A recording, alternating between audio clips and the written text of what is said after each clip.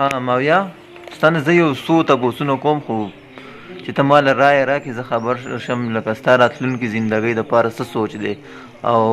لکه ته به څه جوړېږې ستا خو والد صاحب هم ماشاءالله ډاکټر دی بل ورور دی یحیی هغه هم داخله کړې ده یو 3-4 کاله بعد به لکه ډاکټر جوړ شي نو ستا څه رایه ده چې ته به څه جوړېږې اعوذ بالله من الشیطان الرجیم بسم الله الرحمن الرحیم تا چې څنګه وویل چې تاسو به څه جوړېږئ زما پلار خو لکه ډاکټر دی ورور مې داخله کړله نو انشاءالله زما دا دغه دی چې زه به علم کوم ماشاءالله ماشاءالله او انشاءالله زما تره چې ژوندی و ښه نو هغه چې اوس کله وفات شو هغې ته پته وه هغه چې کله ناست و ما ورته وویل انشاءالله زه به ستاسو په شان جوړېږم انشاءالله خلکو به خدمت کوم انشاءالله انشاءالله خلک به علمونو ته وباسم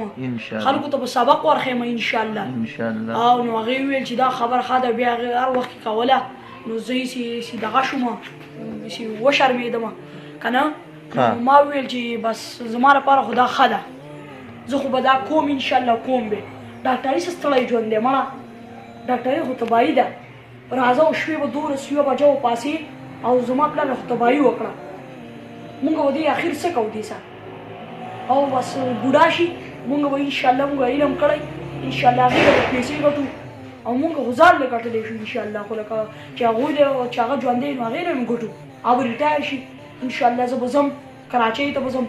انشاءالله اول به دلته سبق ویم حفظ به کوم انشاءالله او خو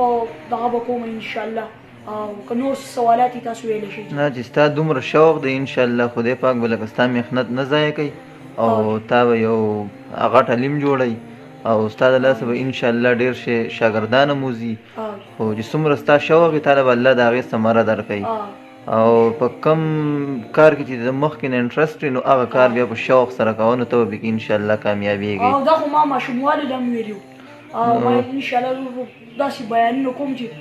خلک به یاد لري بس زما ستا د راتلونکي زندګۍ دپاره چې کم سوچ دی دعاګانې به هم درته کوو او انشاءالله داسې به ته جوړېږې ښه انشاءالله